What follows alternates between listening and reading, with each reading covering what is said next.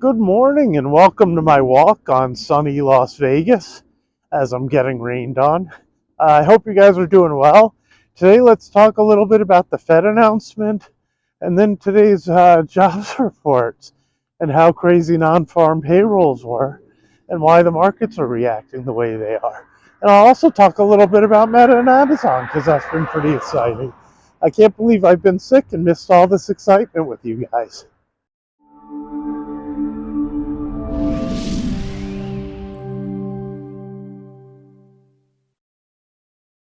So, good morning. My name is Adam Kahn, and I'm the Rational Investor. Today is Friday, February 2nd. I hope you're doing well. What a crazy day for Meta. Oh my God, the thing's just taken off. So, pretty exciting. I hope you guys own some. I really do. So, let's talk about the Fed meeting, and let's talk about non-farm payrolls and why the markets are going so crazy. But before we do, if you guys could do me a favor, if you haven't already, do me a favor and hit that subscribe button, smash that like button. It helps YouTube's algorithm. If you're enjoying the content, it helps other people find me as well, and I really appreciate the support. And for those of you who reached out telling me to feel better, I want to say thank you. Here I am, an idiot though, after being laid up and sick a few days, walking around in the cold and the rain. Maybe not the best idea. So I'll start with Wednesday since I hadn't gotten a chance to talk about it yet. And it wasn't so interesting what the Fed said. I mean, essentially Powell said they don't see them cutting come March and probably not even in May, which, to be fair, is no big shock. What was so interesting about it is watching the market's reaction to it. Now, the stocks did what I would have expected, as they had a really rough day afterwards.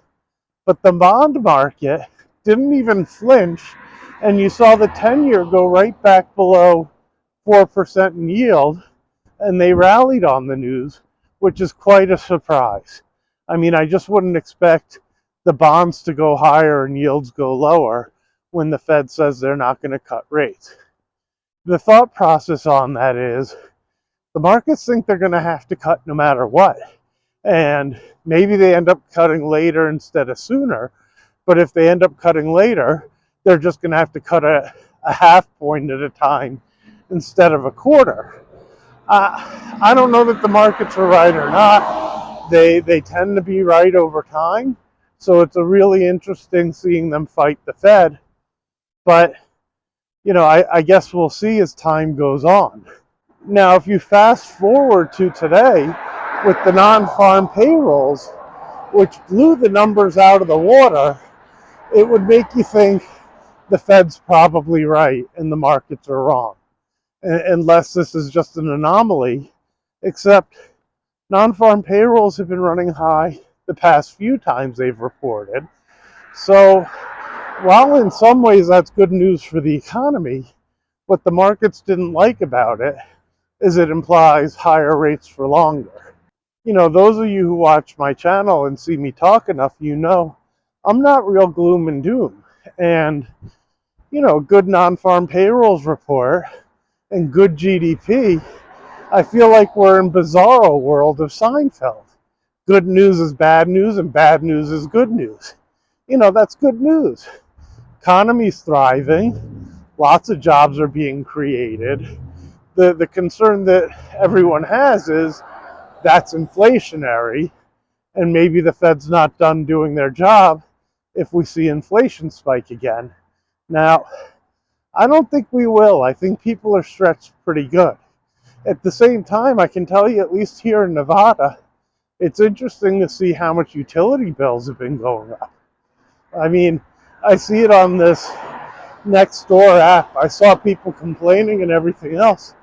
And then to be fair, I got my gas bill and it had to be 40 or 50% higher than I would have expected. Water bills have been doing the same or more. I'd say they're more than double what they used to be. And then electric bills have also been doing the same, which is, I think I told you guys, we had solar put in, because my theory with that is if electric rates go higher and higher, well, it's only about the amount of wattage I use or kilowatts. It's not about the price they charge to use them. So if I get enough solar to cover the expense, if they raise the prices, well, it shouldn't impact us. But I think that across the board, people have seen their utility bills increase, 50 or 60%, which that is included in CPI. And I would think that would be impacting what the Fed looks at for inflation data. Now, at least from this morning, it seems like the stocks have oversold a bit. I saw that the 10-year was back above 4% in yield. I haven't had a chance to look to see if it's going back down in terms of yield and higher in price. What I kind of wonder, I don't know how much the overnight lending rate matters, and I don't understand why anytime that bonds go higher and rates go lower, the Fed wouldn't use that as an opportunity to get out of some of the debt that they had to take on and start easing their balance sheet a bit. To me, that would eventually uninvert the yield curve and give them a good opportunity to sell when buyers are stepping in because they see lower rates. Maybe you see the long end go higher in yield and you see them able to cut rates too. But to be fair, they must have a better gauge of how to handle it than me with just my opinion. So it's just my opinion. Now, I promise I talk about Meta a little bit, which is up, oh my God, last I looked, it was up like $90 a share today. So I'm super excited because I'm fortunate that I have some Meta. And when I looked at the numbers, to be fair, same as how I feel about NVIDIA. They made over $5 a share this quarter. Well, I don't know if this is just some random busier quarter than the others, but if they can average that for 4 quarters, they're making almost $21 a year. Puts their PE when they closed yesterday under 20 at 400. I know they're up to 490 today, but maybe they're not as expensive as it looks, even though the stock has gone up 20%. They crushed the numbers. I think you're going to see a continued growth in their income because, at least for this year with the election, I'm guessing that's going to be a lot of advertising dollars to Facebook and Instagram, which is their main source of revenue. The other thing is, at least for me, I love Zuckerberg. I mean, to me, he's still a fighter. He could have gone into a position of just accepting the income that comes in from those companies. What everybody hated a year and a half ago when the stock fell to below 100 was the risk he was taking going into the metaverse. Now, I think he's going to have some stiff competition from Apple because despite how expensive that headset they've created is, I think they see the same type of vision of where things are going. But I think the reason he was doing that is he saw the same thing the analysts did, which is maybe Facebook and Instagram at this point would have trouble growing, and the only way for him to continue to grow the company was to find a new revenue source that had real growth potential. Well, that's an awesome move of a guy who's willing to take that kind of risk instead of just being all too happy that he's done great and their company does well.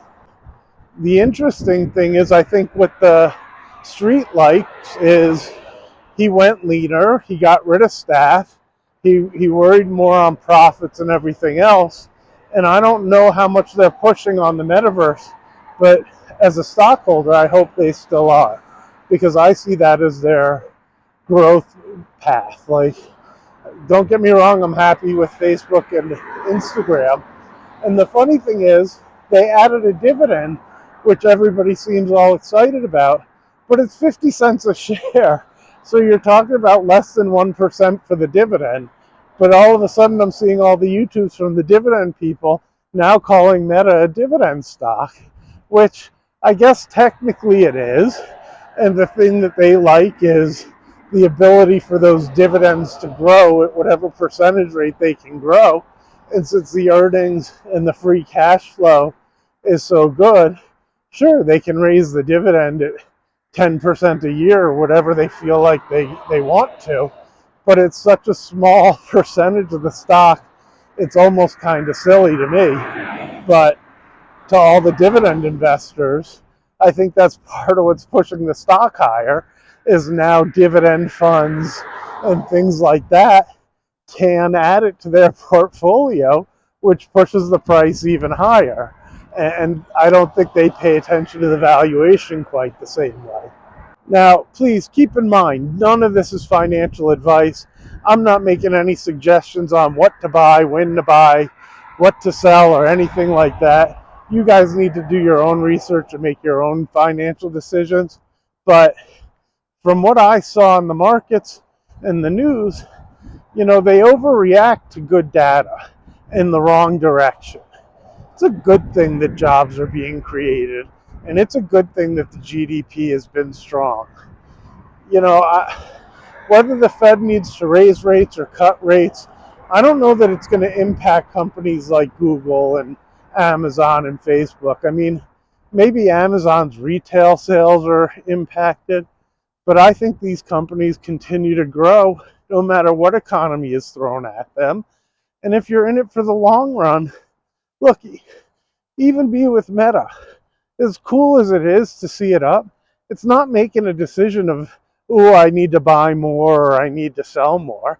I want to own the company in 5 or 10 years and see where it ends up.